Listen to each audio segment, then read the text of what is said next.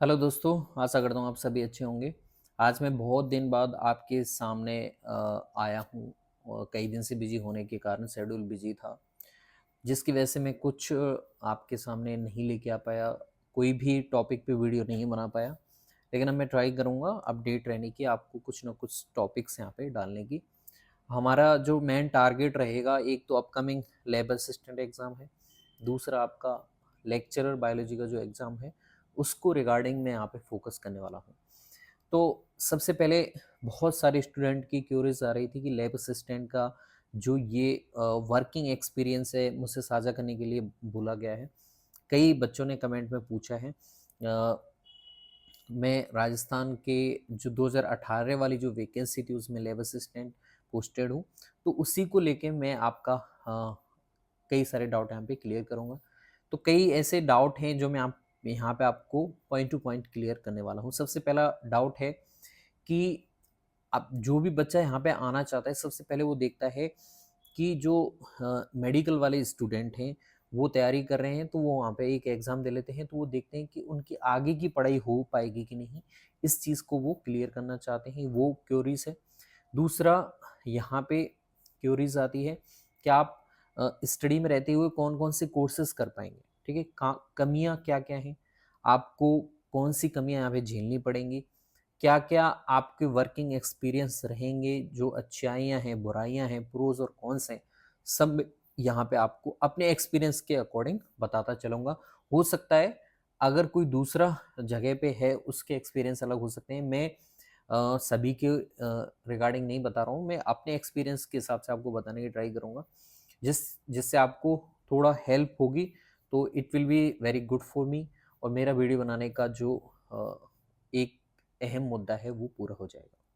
चलिए शुरू करता हूँ बिना किसी देरी की। सबसे पहले जो छात्र 12वीं पास कर चुके हैं, ठीक है, वो इस एग्जाम को दे सकते हैं, बशर्ते उन्होंने मैथ या साइंस लेके, या फिर जो ज्योग्राफी वाला जो होता है पोर्शन वो उन्होंने ज्योग्राफी में की हो, तो वो यहाँ पे इसकी रिक्वायरमेंट रहती है बेसिक। अब हालांकि हमारे टाइम पे सिलेबस अलग था, अब थोड़ा बहुत सिलेबस चेंज हो गया है। हमारे टाइम पे सब्जेक्ट मैटर करती थी, अब सब्जेक्ट नहीं है, अब आपको राजस्थान जीके भी मैटर करेगी।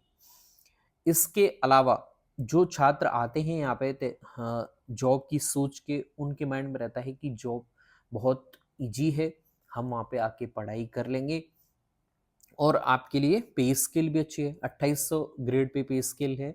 L8 जो टीचर का होता है, थर्ड ग्रेड टीचर का हमारे राजस्थान में, उसका होता है L10, जिसका 3600 ग्रेड पे स्केल होता है। ये आपकी होती है L8, ठीक, उससे नीचे वाली, ठीक है। तो 2800 पे स्केल, यानी कि पे स्केल भी अच्छा है। आपको प्रोबेशन में कम मिलता है, प्रोबेशन के बाद में, प्रोबेशन में आपको 18,500 के समथिंग मिलता है, अभी का मुझे नहीं पता है, मैं मेरे टाइम का बता रहा हूँ। उसके बाद में आपकी 40 से के आसपास आपकी सैलरी हो जाती है 2 साल बाद, फिर वो आपके इंक्रीमेंट लगते रहते हैं। और कई सारे जो अदर जो आपको रिलीव मिलते हैं वो सारे सेम रहते हैं, जो सभी को मिलते हैं। इंक्रीमेंट सबका बेसिक पे मिलता है, वो अलग अलग है, वो आपके जानने के लिए नहीं है अभी।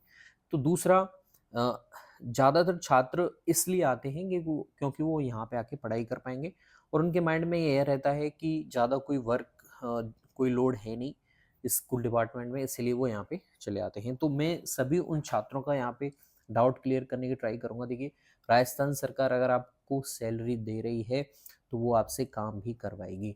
अगर आप ये सोच के आ रहे हैं कि हम वहाँ पे जाके बैठेंगे, आराम से अपनी लय में बैठा करेंगे, कुछ भी नहीं करवाने वाले हैं, तो ऐसा इम्पॉसिबल है।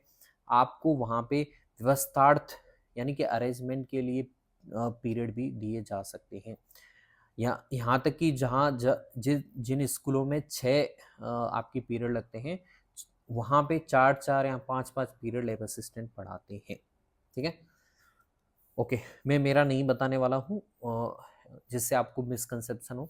आप ना, मैं यहाँ पे किसी को डिमोटिवेट करने वाला हूँ, मैं आपके सामने क्लियर कर रहा हूँ। अगर आप ये सोच के आ रहे हैं कि हम वहाँ पे पढ़ाई कर लेंगे, हमारे लिए अच्छी जॉब है, वहाँ बैठ के पढ़ाई कर लेंगे, तो राजस्थान सरकार आपको फ्री में पैसा नहीं देने वाली है। अगर आपको पेमेंट दे रही है तो उसका बशर्ते पूरा पैसा वो काम निकलवाएगी, ये आप माइंड सेट रख के आइए। हाँ, कुछ रिलैक्सेशन दूसरी जॉबों की तुलना में यहाँ पे अच्छे हैं, जैसे आपको समर वैकेशन मिल जाती है, ठीक है, विंटर वैकेशन मिल जाती है, मध्यावधि अवकाश जैसे बोलते हैं, या फिर दीपावली की छुट्टियाँ हैं, तो इन अवकाशों को मद्देनज़र रखते हुए आप अपनी पढ़ाई अच्छे से रख सकते हैं। अगर आपका पोस्टिंग स्कूल पास में है, तो वहाँ पे आपको आने-जाने में कोई असुविधा नहीं है, तो आपके लिए स्कूल का टाइमिंग रहता है साढ़े 7 से 1 बजे तक और सर्दियों में रहता है 10 से 4 बजे तक। तो उसके बाद में आपका पूरा टाइम है, आप चाहें तो पढ़ सकते हैं। तो कोई भी छात्र ये मेरे से कन्फ्यूज़न नहीं पूछेगा वापस से कि वहाँ पे आप बैठे रहते हैं, ऐसा नहीं है। आपको प्रिंसिपल अगर टीचर नहीं है तो उसकी व्यवस्था के लिए लगा सकता है, फिज़िक्स का नहीं है तो उसकी व्यवस्था के लिए लगा सकता है, अगर आपको आती है तो, ठीक है?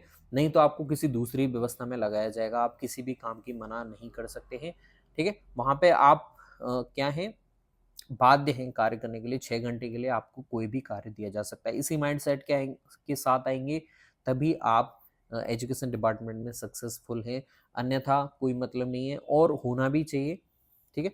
अगर आप कर्म करेंगे और आप एजुकेशन डिपार्टमेंट में हैं, एजुकेशन को डिस्ट्रीब्यूट करेंगे, उससे आपका ज्ञान ही बढ़ेगा, ठीक है?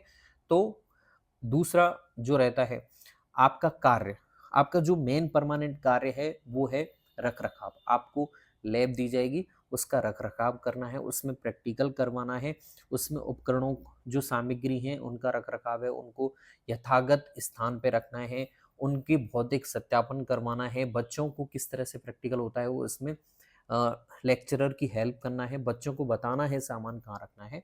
तो इन सारी चीज़ों में आपकी हेल्प लगेगी, ठीक है? इसके अलावा अगर कोई भी पीरियड दिया जाता है तो वो भी आपको करना पड़ेगा, ठीक है? दूसरा कोई भी चार्ट दिया जा सकता है तो इस माइंडसेट से बिल्कुल मत आइएगा कि वहाँ पे आप मौज करने वाले हैं, ऐसा कुछ नहीं है, ठीक है?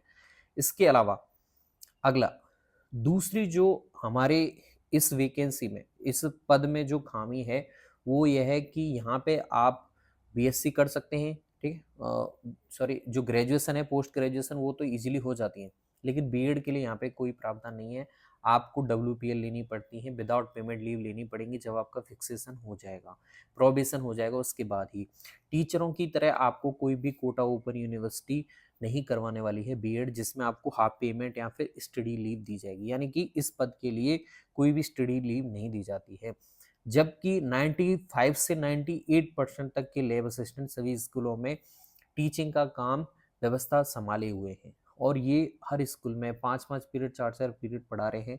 लेकिन राजस्थान सरकार इस व्यवस्था में इन पद वालों यानी कि लैब असिस्टेंट की हेल्प नहीं करती है कि उन्हें स्टडी लीव दी जाए या फिर उनके बीएड के लिए अगर लीव नहीं दे रही है तो उनके लिए बीएड के लिए कुछ व्यवस्था करवाई जाए, कोई ऐसा ब्रिज कोर्स तैयार किया जाए जिससे वो ये कार्य अच्छे से करवा पाए, क्योंकि स्कूल में पढ़ाने का काम हर कोई लैब असिस्टेंट करता है, चाहे वो 3 पीरियड पढ़ा रहा है, 2 पढ़ा रहा है, 4 पढ़ा रहा है, तो पढ़ा रहा है, शिक्षण कार्य करवा ही रहे हैं आप उसे, तो एक ब्रिज कोर्स करके बीएड करवा के उसे प्रमोशन का एक रास्ता क्यों नहीं दिखा सकते हैं?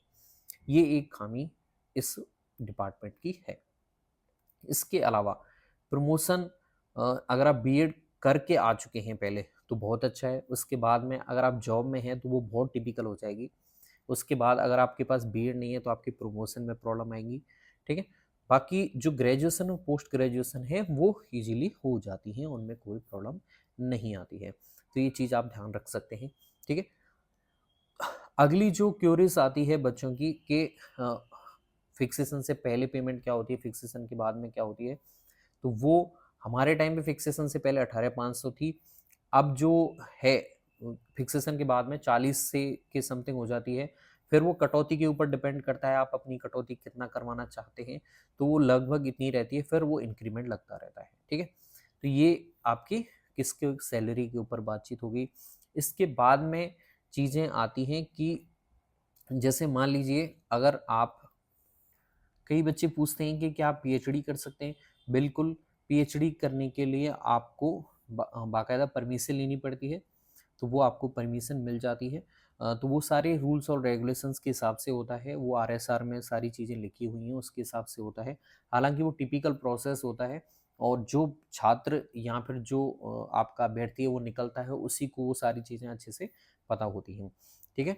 तो सबसे ज़्यादा क्यूरीज बीएड को लेके आ रही थी, तो आप जॉब में रहते हुए डिस्टेंस बीएड कर सकते हैं। अगर आप रेगुलर करना चाहते हैं तो वहाँ पे आपको जॉब में से लीव लेनी पड़ेगी, जिसे आप बोलते हैं डब्ल्यूपीएल, और उस समय के दौरान आपको कोई भी पेमेंट गवर्नमेंट नहीं देगी, सरकार नहीं देगी, क्योंकि वहाँ पे आप कार्यरत नहीं हैं, ठीक है।